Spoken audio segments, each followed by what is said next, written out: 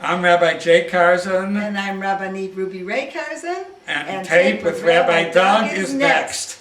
We're gonna see Rabbi Doug. We're gonna see Rabbi Doug. We're gonna see Rabbi Doug on your TV tonight. But Daddy, I want to watch Monday Night Football. Forget about Monday Night Football. There's no other thing we're gonna watch on Monday but Rabbi Doug. Yeah, Rabbi Doug on TV tonight. We're gonna see Rabbi Doug. Oh, everybody talk about Doug. Shalom and welcome to Taped with Rabbi Doug. We are here today in Skokie, Illinois, and I'm with my good friend and colleague, Rabbi Neil Brief. Rabbi Brief, welcome to the show. It is a pleasure to have you back on the show after many years of not being on with me. And how are you feeling and how are you? Better when I see you, Doug. Oh, you're very nice. You're very nice. Rabbi Neil Brief is the Rabbi Emeritus of Niles Township Jewish Congregation, now known as Niles Township Ezra Habonim. And he's been in the rabbinate for how many years? How long ago did you get your ordination? 60 years. 1960. Wow. Yesterday. Just yesterday. And I grew up with his children. We were in youth group together, so I've known him for many years. As a matter of fact, when I was in yeshiva in 1980, Rabbi Brief was there with his wife with a tour, and I went and visited them in their hotel just to say hello and had a very warm greeting and blessing from him at that time. In Jerusalem. In Jerusalem. It's a pleasure to have you on the show. People don't know Rabbi Brief, sometimes known as Rabbi Not So Brief, because you could talk to him for hours. He is an amazing scholar, a wit. I've always enjoyed every time I've heard him speak, whether it was at a funeral or a wedding. He always has some words of wisdom to share, and I thought having him on the show alone today, rather than sharing the moments with other people on the show as he's done before in the past, we could get a chance to talk to him and know a little bit more about him personally. His late wife Erica, of blessed memory, whom we loved, who was also a teacher at Hillel Torah North Suburban Day School, at Erie Crown Hebrew Day School, and the Rebbetzin at Niles Township. An amazing couple. They led Marriage Encounter for many years, and so many other things. Religious children, observant children. Just amazing things have come from this family and from this home and from Rabbi Brief. And Rabbi Brief, can you tell us a little bit about how you got into the rabbinate? What made you decide to go to rabbinical school? And what was your upbringing in Judaism yourself? Because our viewers don't know those things. Three good questions. First of all, I was always Jewish. Yes, you were. And I was very proud of being Jewish. And my bar mitzvah, which took place 73 years ago at this time, made a deep impression upon me. I was bar mitzvah on Parshat Noach, which is my... Oh, this is your Bar Mitzvah Parsha week, which you shared with my daughters, two of my daughters, right. And you were at their Benot Mitzvah. Benot Mitzvah, right. Both of them. It's a pleasure, Rabbi Doug, to be with you and your mishpacha and to know the whole family and to celebrate and to share many wonderful people in common. And your wife taught my daughters at Erie Crown too, which makes it another Crown and Hillel Torah. Yes. And also Am Yisrael, where she taught for Hebrew school for 31 years. In Northfield, Hebrew school, yes. Right. Yes, I also taught there bar mitzvah for a period of time. Wow. So how did you get into it? Well, let's put it this way. I always enjoyed leading people in whatever it was doing. I was very active in public high school. I took Hebrew in high school. I was president of the general organization. Where did you live? In Brooklyn, New York, in the Brownsville section of Brooklyn, and I attended Jefferson High School in East New York, which was one of the first schools to teach Hebrew as a language, comparable to Spanish and French and whatever other language. And I took the Regents in Hebrew. I loved Hebrew as a language, and I had some wonderful teachers who were pioneers in Hebrew education in the public schools, as well as in the Hebrew schools. I went to a Hebrew high school, Marshali Hebrew High School, after bar mitzvah, when many of my fellow friends dropped out after bar mitzvah. That was the end of their Judaism. And I learned that there was much more to Judaism than simply a bar mitzvah. Although a bar mitzvah could be a very significant occasion, it could be a motivating factor. I was bar mitzvah in 1947, 6 weeks before the Palestine partition vote in the United Nations. Wow. It was November the 29th. I was bar mitzvah October the 18th. Wow. And I remember being at an uncle's home, and he was very much of a Zionist, and how much that experience meant to him. And I remember seeing him off on the west side of Chicago, well, west side of New York, because having lived in Chicago for 50 years, Sure. I think like a Chicagoan, but I have to remember the first 26 years of my life were in Brooklyn. And I remember seeing him off on a boat where he went to see the relatives who had gone to Israel and then Palestine in the 20s and reconnected with cousins, etc., etc. His love of Zionism, that of my mother's love of Zionism, the family being particularly devoted to Israel, to the state, to the people, to the community, all brought out the Judaism in me. And I decided after Hebrew high school that I would continue my education. I was at the Jewish Theological Seminary, and then I was at the Hebrew College. The Jewish Theological Seminary was just a little too far for me on a train ride all the way from Brownsville. So I switched to Hebrew College, which was only twice a week in addition to my undergraduate work at NYU. And for 9 years, from 51 to 60, I earned a college degree at NYU and a rabbinical ordination at Hebrew College, Jewish Institute of Religion, went into the Army as a chaplain, went to Arizona, went to California, and I've been here in Illinois for the past 50 years. Amazing. Now, how did you and Erica meet? That's a story in itself. In 1955, I was selected to be a young Judean leader going to Israel. I was one of 14 from all over the United States. And Erica was one from Memphis, I was from Long Island, and we were on a ship on the SS Arts, one of the 3 ships in Israel at the time of its founding, 7 years of age. And I remember seeing an Israeli flag on a ship in Marseille after a flight from Kennedy and then Idlewild Airport to Paris overnight by train to Marseille, and then a 6-day a 6-day boat ride through the Mediterranean onto arriving in Haifa, Israel on July 12, 1955. Amazing. And Eric and I were there, and we became friendly, and we traveled together with our group. And after she went back to Memphis, where she was the director of the Memphis Young Judea, we continued a correspondence and calls and candy. I went to see her in Pesach of 1956 in Memphis. She came up to be at Tel Yehuda as an arts and crafts counselor in the summer of 56. And after 56, we became engaged and we married subsequently in June of 1957. Wow. And you two were on a cruise when she became ill, and you met Unfortunately. on a cruise. You met on a ship. What a shared thing in your lives. Oh. That water and ships had a lot to do with your lives together. She came over from Germany, fortunately, with her father, and I still have the ship masthead Wow. listing her father and mother and her 2 sisters. The 5 of them fortunately got out of Germany in March of 1938. One that just passed away a week before we're taping, Yes. Amazingly. Joanne, the youngest Yes. of the 3 sisters. Yes. Selma in California.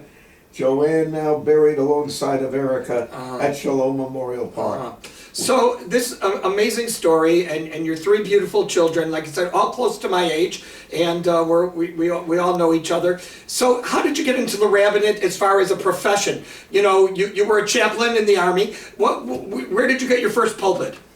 My first, actually, while I was a student at Hebrew College, Jewish Institute of Religion in New York, I served a congregation as a student rabbi in Framingham, Massachusetts, from 1956 to 1957. It was a bi-weekly. I was up there every other weekend in addition to the high holy days. And then Eric and I married, and we had a honeymoon congregation on weekends in Wayne, New Jersey for 3 years.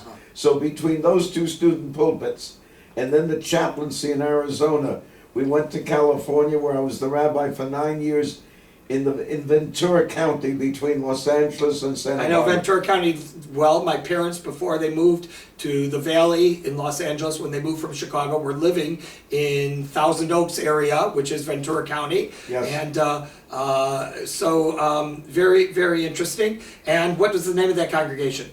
In Ventura. It was called the Ventura County Jewish Council, and we gave it the Hebrew name of Temple Beth Torah. And was it in Ventura proper? In the city of Ventura, which very was nice. the county seat for Ventura County, which was the 13th largest county of the 58 counties in the state of California. Very, very I interesting. never thought I would ever leave California, but this unique opportunity came along when Mordecai Kaplan, who was the founder of Reconstructionism, was celebrating his 90th birthday, and someone who was instrumental in organizing the Reconstructionist Rabbinical College in Philadelphia sought me out and asked me to come to Skokie. I never heard of Skokie before, but he taught me about it, taught me about the nice people.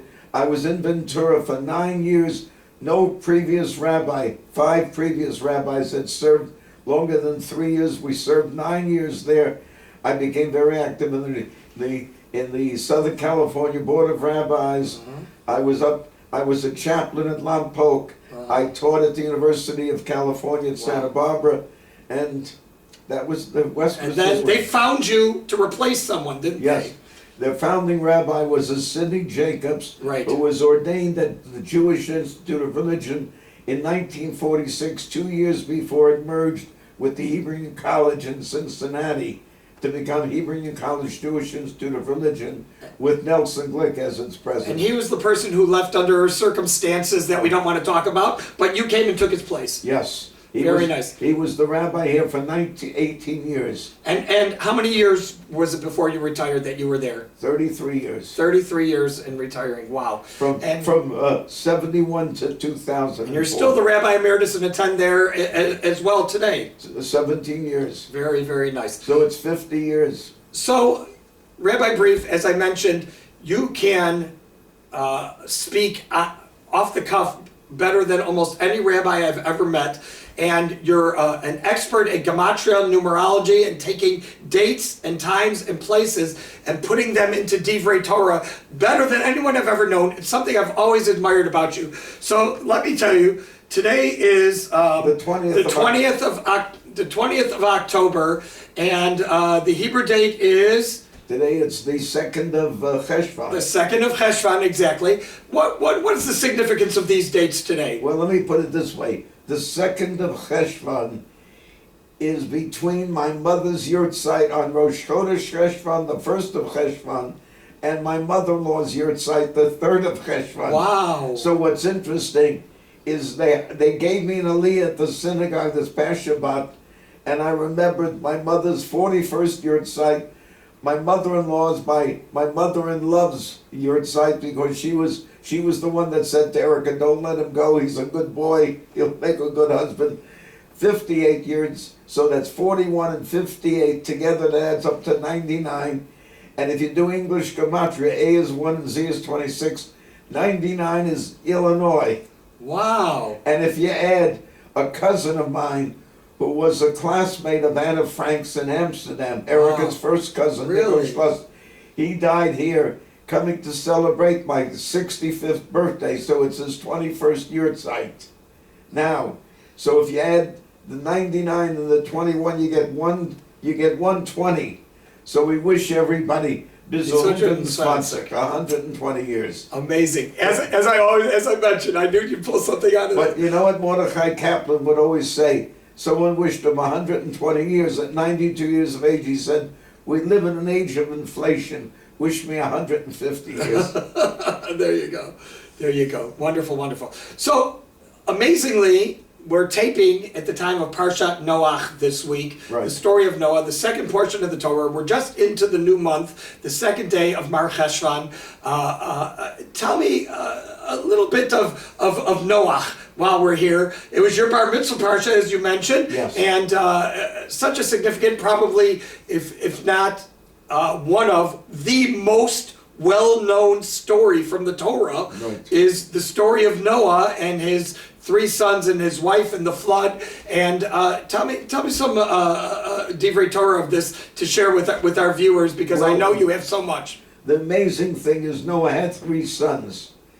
And each one of the sons, after the flood subsided, Shem, Ham, and Yafet. right, became the forerunner of the 3 continents then known to humanity. Shem became the forerunner of Asia. Whom we are the descendants of. And anybody who's against anyone from Asia is an anti-Semite. Right. Not just against Jews, against anybody. Anti-Semite, right. Yes. That's why And we get the then name Semite. Japheth is Europe, and Ham is Asia, is Africa. Africa. So that's why some people don't like the word hamburger, because it refers to eating up somebody from Africa. Very interesting. I So know. the 3 sons are very significant, and I'm blessed with 3 children. My oldest daughter lives in Massachusetts. My middle child, my one and only son, lives in Israel, and my daughter lives in Florida. So they've extended me north, south, and east. Wow. Eretz Israel. Very, very. My interesting. son lives in Modin, between Jerusalem and Tel Aviv. Famous as we are approaching in just a few weeks, Hanukkah. And as this show is airing, next week it's Hanukkah after the show is airing. So how significant. Yes, because to me, my son is a modern day Maccabee. Right. living And in Modin. he's blessed me with 6 of my 10 grandchildren. Kanai And one of my special friends in Israel is the rabbi who influenced you, namely Rabbi Jay My Carson. rabbi who I grew up with as well. Jay and Ruby Carson, beautiful friends of mine. And the very first time I met you was with Rabbi Carson, Yes. actually, when I was very young. So how Younger. significant. When I was much younger. Much younger.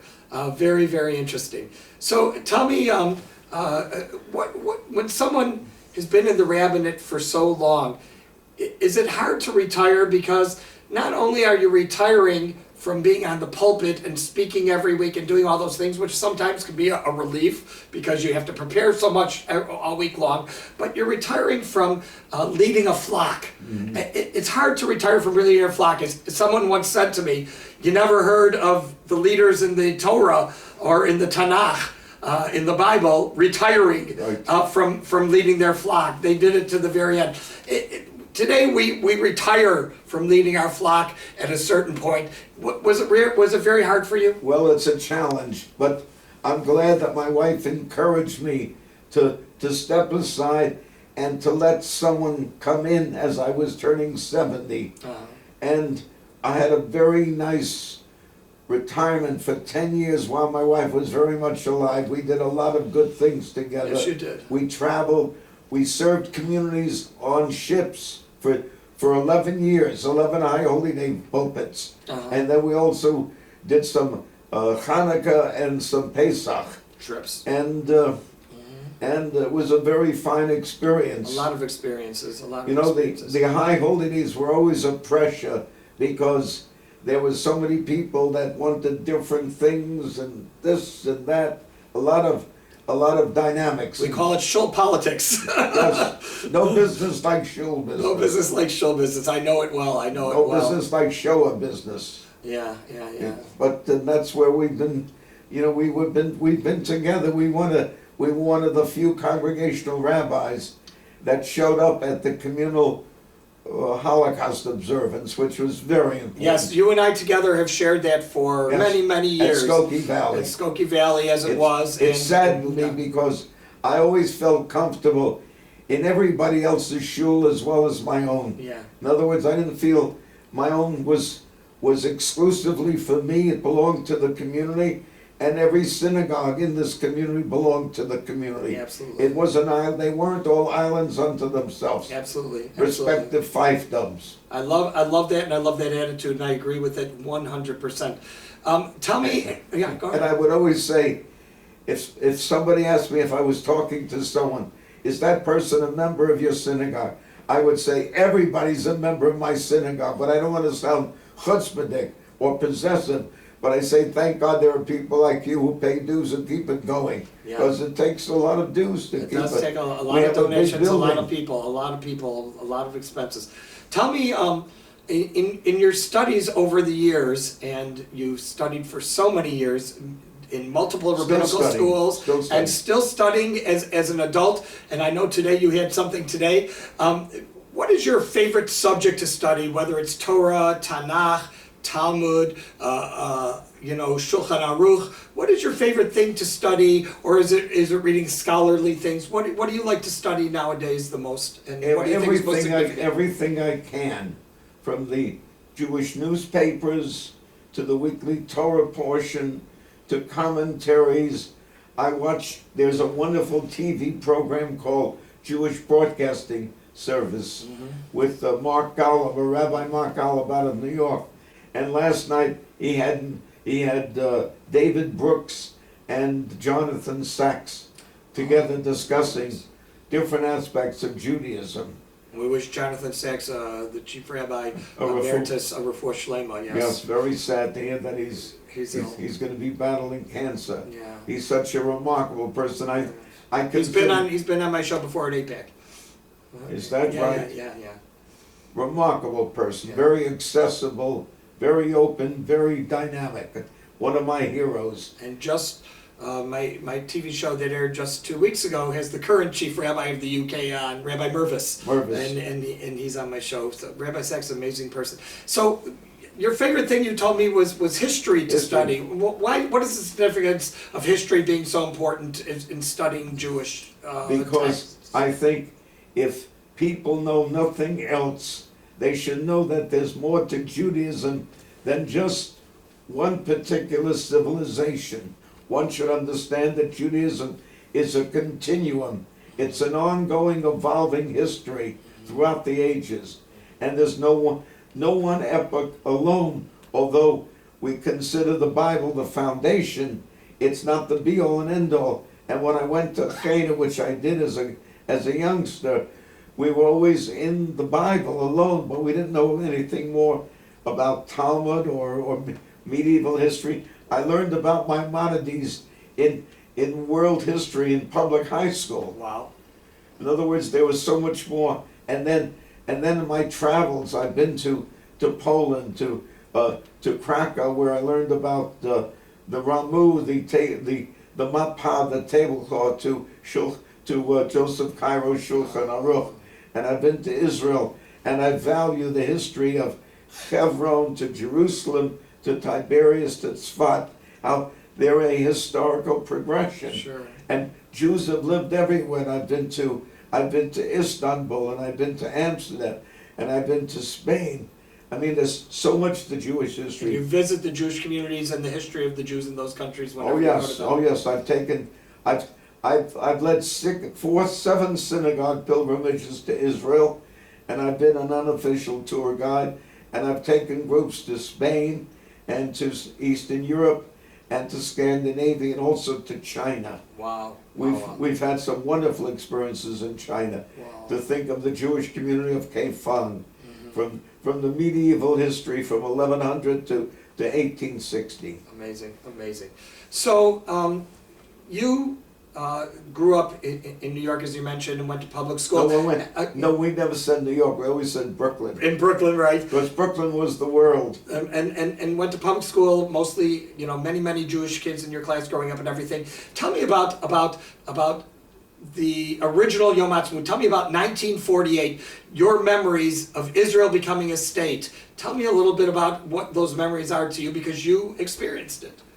Great pride in the fact that Jews were becoming a people once more in its own land, to take the words of HaTikvah and to see them what's actualized, not just words alone, but actualization.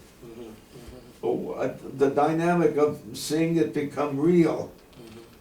The faith in the act helping become the act. The amazing thing that, for example, one of the most beautiful prayers is right after the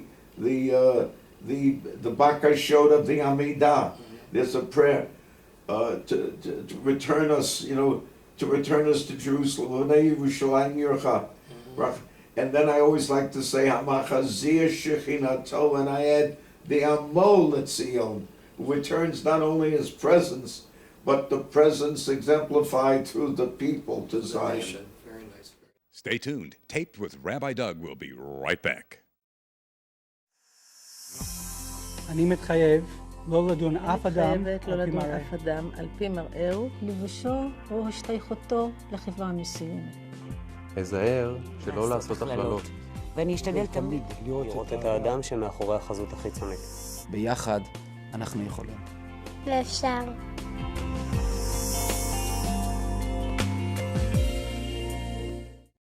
Hi, I'm Chief Rabbi Fry Mervis, and you're watching Rabbi Doug, and I want to give you very best wishes, kol tov to all of you. May Hashem bless you all. So with our just couple of minutes left, as I came in here and before we separated, we had our masks on and we're in the middle of this pandemic. What are your words of wisdom to our viewers as we leave the show today, as we're experiencing this pandemic and getting through it and hopefully ending very soon? Well, let me put it this way. I always say that Judaism begins in the home, not in the synagogue.